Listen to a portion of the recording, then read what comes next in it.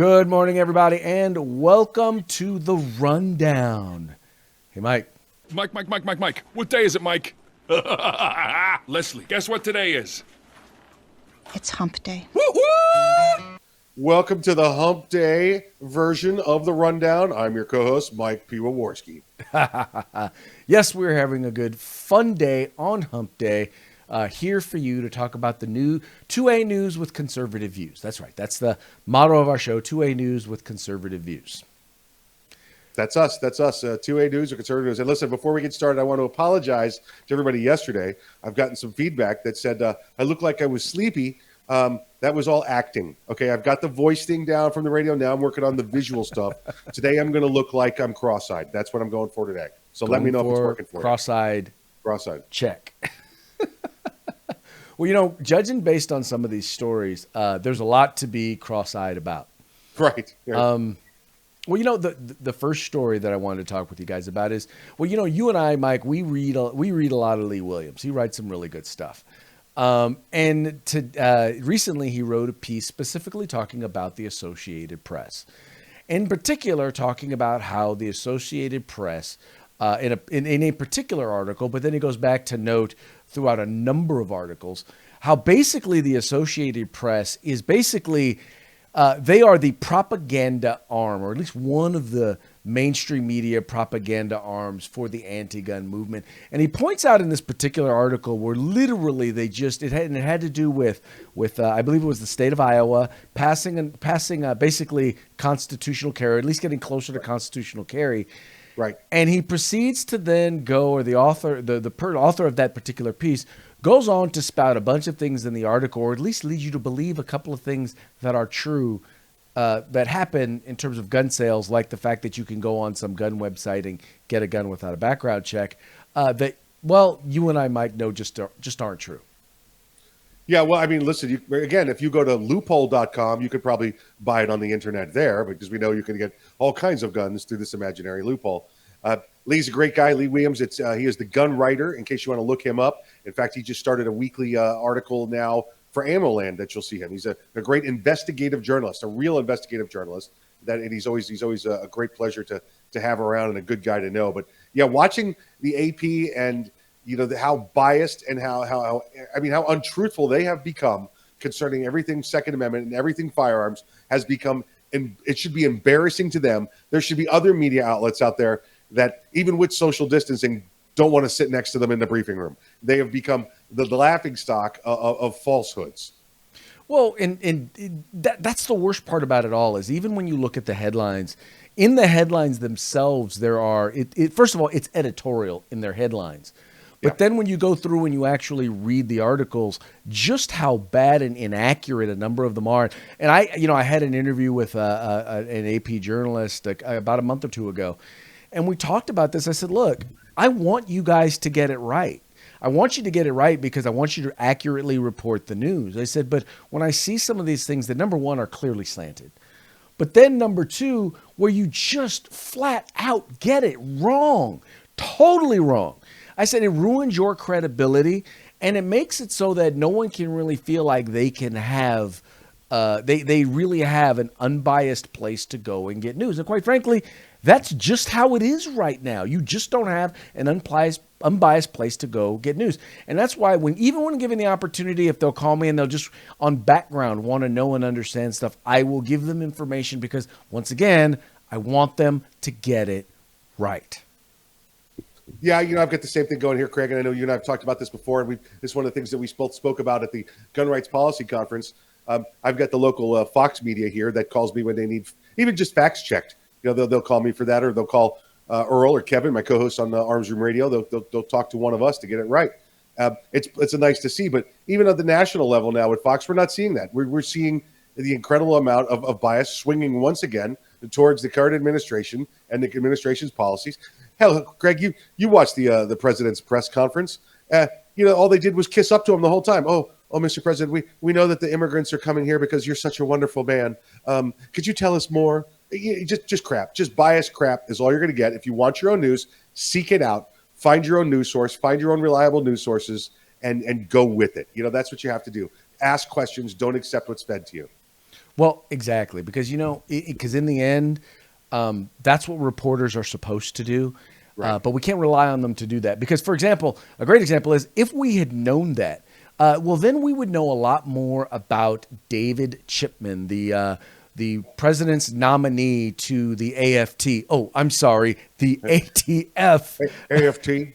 I know, He's because with see, the I AFT. listened to the president when he called it the AFT. But That's it. but yeah, but anyway, so we would know that. Yeah, no, this guy. Well, first of all, we are anyone who's paid any attention knows he's nothing more than an anti-gun activist. He is neither a firearms expert, even though he worked for the ATF for 25 years, but more importantly, he is an activist seeking to undermine our fundamental right to keep and bear arms. And interestingly, none of what it was a significant part of his history came up was his role in a photo that popped up. And here I'll show the photo to you. Him in Waco, Texas, at the Branch Davidian compound, as you can see it as it lay in waste. But one of the things that was interesting was he talked about how the Branch Davidians were trying to shoot down helicopters. Yeah, this guy's he tells stories with I think it's like an 80% BS factor. Is what he's trying to do. I don't know if he's trying to impress other young agents around the table, but this guy's clearly a lion SOB is what he is. And who knows what else he's told the falsehoods on. This is a guy that's going to have to sit in front of Congress and in the House and the Senate and testify. And listen, he's on record publicly lying. Just how can you put this guy up there? How can you take this guy through the nomination process knowing that he's a lying piece of crap? It's very hard to see, and that's just the first of his many flaws that we've found so far, Craig. Oh, yeah. Well, I'm sure we will get a chance to see many of them. But the thing is, in the end, they need someone in this office who is, in fact, willing to lie and break the rules, by the way, because it's the only way they're going to be able to get around the Second Amendment. That whole, shall not be infringed part of the Constitution. Oh, he's already there, Craig. He's already there. He has already stated that the well-regulated portion of the Second Amendment applies to well-regulated firearms. Now, not what it says. A well-regulated militia. That's what it says. Doesn't say anything about a well-regulated firearm. Two separate sections. There's a comma in between. We're talking about different things. This guy's decided on his own that the Second Amendment applies to well-regulated firearms. Yeah. Okay. Listen, buddy. Here's what it applies to. It applies to the restrictions placed on the government. It has nothing to do with the type of firearms I can have. It has everything to do with keeping you away from me and my firearms because it shall not be infringed. And you're going to face a lot of that in the next 4 years because we are going to be taking back all of the rights that you've stripped away from us over the past 30, 40, 100 years. Exactly. Mr. Chipman, the Second Amendment does not place limitations, or the Constitution does not place limitations on us, the citizens. It places them on you, the government. So keep your hands off my guns, Mr. Chipman. Mr. Chippendale Chipman. Yeah. Got something for you, buddy. But you know what? Hey, at least the great thing is that while things may be looking hairy in Washington, in some of the in Washington D.C. and in some of the occupied states like California, at least there are states like West Virginia where the Second Amendment is actually being expanded. You've got Governor Jim Justice there in West Virginia actually signed a bill. Number one, removing the sales tax from all ammunition and firearms, as well as providing tax breaks to firearms manufacturers. Yeah, this governor's great, by the way. Governor Jim Justice. Little known fact, I didn't know if you knew this. He's actually the nephew of Sheriff Buford T. Justice. Okay, so he means business. He will chase you down. He will chase you down. Sheriff Buford T. Justice. Buford T. Justice. Great sheriff right there. So.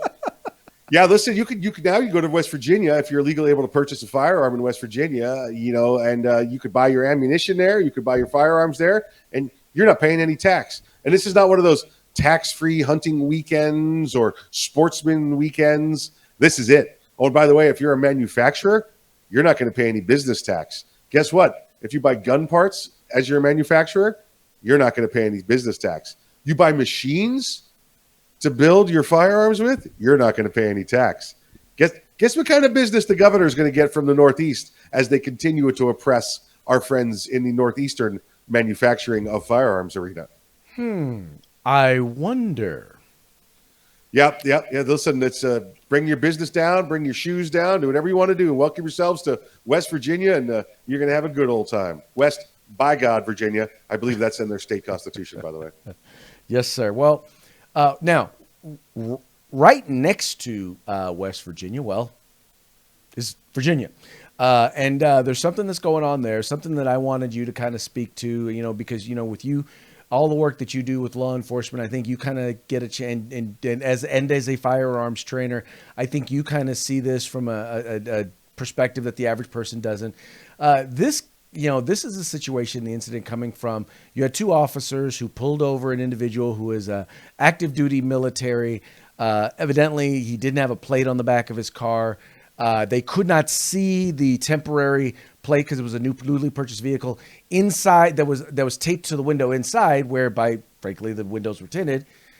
They light him up. He drives to an area about a minute and a half, 2 minutes away where it was well lit. Anyway, suffice it to say, in the end, they wound up. One of the officers winds up pepper spraying the individual. And that individual, that law enforcement officer, has now been fired. Yeah, listen, this is a story of an active duty soldier, or at least on temporary duty. So he's working during that period. He's a junior lieutenant in the Army, and he is of, I believe it was Black and Hispanic heritage. That probably added to it. At some point, I'm thinking, don't know. We'd have to get deep into this officer. But maybe it was part of the decision-making process. Maybe it wasn't. But here's what I want you to learn up front about this. If you were buying a new vehicle and they give you a paper tag, you better know darn well what your state's law is about where your tag can be displayed. Just because you go to the dealer, and I don't care if it's a mom and pop dealership or the biggest dealer in the state, and they tape that tag on the inside of your window, you better know for sure if that's legal or not. Because guess what you're doing? You're giving the police the opportunity to stop you and have a conversation with you over an infraction, a civil violation. Well, Mike, but here's the thing that's important to understand also, is that if he had pulled over right away, that probably wouldn't have escalated it to the point that it did. But the fact that he kept going, that he drove for another minute and a half to 2 minutes to get to a well-lit area, and I'm not saying I don't understand why he wanted to get to a well-lit area, but the fact that he did that, that's what escalated it from just a normal traffic stop to a felony traffic stop. Craig, I promise you that's where I'm going. The initial point I just want to get across to the folks out there is make sure you know your state laws when it comes to putting a temporary tag in your vehicle, even if it's the biggest dealership in the state or a little mom and pop. Just because they tape it inside your window, inside a tinted window, doesn't necessarily make it right, and that's going to attract the attention of police. And everything we learn over and over from all these events in the past, Craig, is that if you don't have an expired tag and don't try and run from the police when they find you have a warrant, you won't have a problem with the police. If you don't try and pass counterfeit bills while you're high on fentanyl, you probably won't have any problems with the police. If you don't go to a convenience store and rob them of their cigarettes and then try and steal a cop's gun, you probably won't have a problem with the police. All right? Avoid committing crimes. You won't have to have any problems with the police. Okay. The issue being, you're right, is that have your tag correct, and you wouldn't get that attention. Now, Craig, to your point, now there's when the police stop you, for the most part, the police are supposed to make sure they stop you in a safe area. Now, if they don't, and nobody's perfect, we get that. And you decide, listen, this is not safe. I'm not sure you're a real police. I don't know what's going on here. Here's what you do: you slow down, to a lesser speed that you're going. Put your hand out the window and kind of wave it so the police can see you behind you. They know that you've acknowledged them. If you continue to drive at the same speed limit and make no acknowledgement that they're there, guess what? I don't care what your excuse is. They think you either don't see them or you're running from them. Yeah, but not everybody's taught that. Just to be real, not everybody's taught that. I hear you. I agree with you. Makes total sense. Yeah. I would not have handled it the way he did. Right. But I'm just saying, I understand why he handled it the way he did, but I also acknowledge that it added to the tension of the situation. Exactly, it made things worse. Unlike the situations we talked about, I just mentioned previously, he had no further criminal offenses against him, nothing that would have caused heightened awareness, other than fleeing from the police. Now, you don't have to speed up to flee from the police. You just have to not stop. And again, they did not believe that he had recognized that the police were behind him, so they made the assumption that he was fleeing from the police. Now, that, like you said, Craig, leads to heightened tension, and I'm going to hand that back to you, and then I'll play off of what you've got to say here. Yeah, well, I will tell you. No, you're 100% correct. The thing ultimately that comes to this is we need to learn from these situations, and the problem is that there are a lot of people who are not learning from these situations. I will say, and I'm watching a video of it, to a certain degree, the guy was trying to be calm and not escalate things, but Right. to a certain degree, you could tell he was angry, and he could have, well, he wasn't helping his situation either. Listen, I don't know that I saw anything from him Yeah. that a reasonable officer would not have been able to deal with. Right. I'll say that this officer has lost his job. He's got to, probably some due process, police officer bill of rights, something there that he can go back and review with his agency if they want to. But for right now, he's out of a job. You don't get to. Right. Listen, I expect professionalism from my law enforcement. I expect agree. them, when two of them are standing there yelling at me, to not be one saying, take off your seatbelt, and the other saying, put your hands up. Because that leads to the misapplication of the death toggle on the firearm, okay? Right. And innocent people get killed over that. Yes. And that's happened before. Yep. One person should be giving commands. One person should make eye contact with the person in the car and make sure they understand he's the one talking to them. I Right. expect professionalism from my police. I hope the Windsor Police Department in Virginia gets this figured out so they can provide safe and secure services to their community. Exactly. Because, in the end, that's what it's really about is making sure that when stuff like this, when someone gets pulled over like this, that it ends as safely as it possibly can. You need That's to be what we always providing the public with trust in you, and Yes. and that's how that needs to work. Yelling things like "Boy, you're about to ride the lightning" is not the way to do that. Okay. You fixing to ride the lightning. Yeah. Yeah. And listen, that for would not the have made record- me feel very comfortable about getting out of the car either. For the record, and I understand this. Yeah. You start yelling, "Boy, you about to ride the lightning" to a black man, he's going to assume you want to put him in the electric chair. Right. Okay. And in police work, that just basically means you're about to get tased. But Exactly. guess what? This guy didn't know that. Nope. Sure didn't. Well, you know what? Something else that folks at Walmart and Foot Locker didn't know was that despite the fact that they were going to contribute $300 million to put this down, racial justice, they didn't know that in the end that would not prevent them from their stores from being looted during racial justice protests. I really think that Foot Locker at this point should give up the stores they have in the mall and just make shoes and go out into the bad neighborhoods and hand them out. Yeah. And just continue to give them out. Listen, we'll save you from breaking into our store during a riot. We'll save you from busting the glass. We'll save you from trashing everything and stealing shoes. We're just going to go hand them out from now on. If we're going to give away $300 million and you're still going to torch our store and steal our shoes, let's just cut out the middleman and we'll just give you the shoes directly. It makes total sense. But the point is that they think that they can buy their way into the good graces of these rioters and these protesters. And the fact is, folks, you can't. You have to understand. Just take a minute. Go back, read Saul Alinsky's Rules for Radicals. Go back and read the Communist Manifesto. Folks, they are not interested in being friends with you. They're not interested in you understanding their point. Their goal is complete anarchy and the tearing down of our system.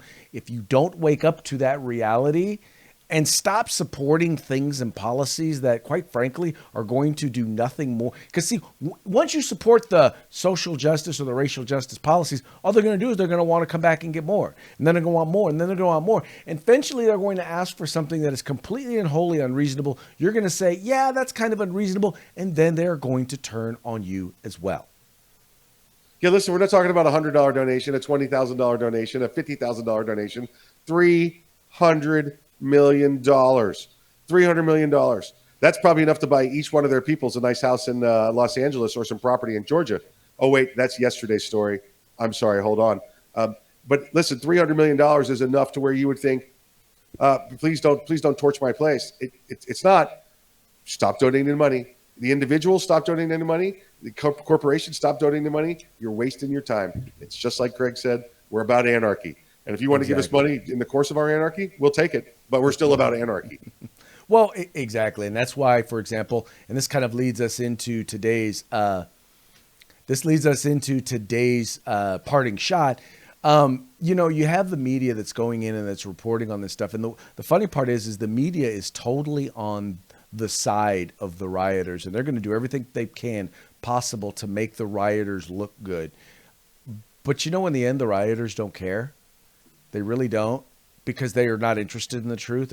They recognize that in the end, the media will also have to be turned. They're also going to have to turn on the media, as was the case in this particular video. We have another set of eyes on the ground, Commissioner. We have Sarah Seidner there as well. Sarah, can you hear me? Yes, I got you, Chris. Sorry about that. Lots going on here. You may notice that my eyes are very watery. That is because they have just shot a huge amount of gas, and it's CS gas. It's really the strongest I have ever had stood in before during a protest, and we were all consumed by it. So was everyone standing near the precinct. Let me give you a look at the precinct. Sykes going to come with me and show you. You can see people walking, because anything that you see how hazy it is? That is all tear gas, and it is extremely strong. If you look just now, I'm going to try to sort of stand in the street a little bit. You look there. Now you can see. Now you can see. Y'all be twisting up the stories. You want to talk to me? Do you want to talk to me? Okay, cool. No, don't take my mic, but we're cool. Okay. What's your name? What's my name? My name is my name. All right. So tell me what you think about what's going on here. What I think about this is all the press and all the extra shit y'all do makes this worse. You think so? Yes. When people want to protest, they shouldn't do it in front of a fucking police courthouse. Shit like that. You get what the fuck I'm saying? I want you to be careful. I really do. What? Of anything that can hit you. Of anything that can hit you. Look at all the stuff. Of this. Of what? Of this. Do it look like I'm scared? No, you don't. Do it look like I'm scared? You don't. Exactly. Y'all need to get up out of here with all that twisting up the media ass shit. Okay. Real shit. You don't know me, but we're going to get to know each other. That's what we're going to do. Each other, yes, huh? we are. We are. How you gonna know me? We're gonna talk. I'm gonna share a number with you. All right, let's do it. No, let's do it right here. Let's do it. All right, here's my phone. Let's go ahead and share me a number. Talk about something that's real. Tell me what's real. Y'all just gonna edit out the shit that y'all We're don't live. want, and then y'all gonna edit out some other shit. We're live right now. You're not fucking live. I'm live right now. I don't care if you live or not. Okay, but get away from here with all that media shit that y'all doing. Right now. Look. We're with CNN. Then take that camera all the way the fuck up there then. We are going up there. Take it all the way the fuck up there. Y'all doing all the extra shit for the backhand shit to make people look all crazier than what the fuck they are. All right, then you watch us, because that's where we're going. All right, so everybody's got a hot head right now, as you might imagine, because it is really, really hot right now. Wow. Can we say that on the internet? Are we allowed to say that on the internet? You can say wow on the internet. Some of the words he used, you're not supposed to. But once again, suffice it to say is, as you can see the tear gas in the air, and you can hear the loud bangs that are going on around them. Much like when you had CNN saying, with the picture of the mostly peaceful protests, you still have people who are insisting that, no, these are just peaceful protests. There's nothing bad going on here. Yeah. Move along. Nothing to see. It's mostly peaceful. Move along. Nothing to see. CNN, they're going to turn on you too. Just saying. By the way, you are corporate news media. They don't like they don't like you. Absolutely just so not. you know. Yeah. So sucking up to them is not going to do you any good. Just saying. No. Not even $300 million worth of sucking up is going to help you. No, it is not. All right, folks. Well, hey, excuse me. That's going to call it quits for today's episode of The Rundown. We very much appreciate you tuning in. Remember, if you're watching this on Facebook, remember to like and share. If you're watching this on YouTube, please remember to subscribe. Whichever one you're doing, make sure that you subscribe and tell your friends about The Rundown. Like, share, and subscribe, and have a great hump day. Hump day. Talk to you later.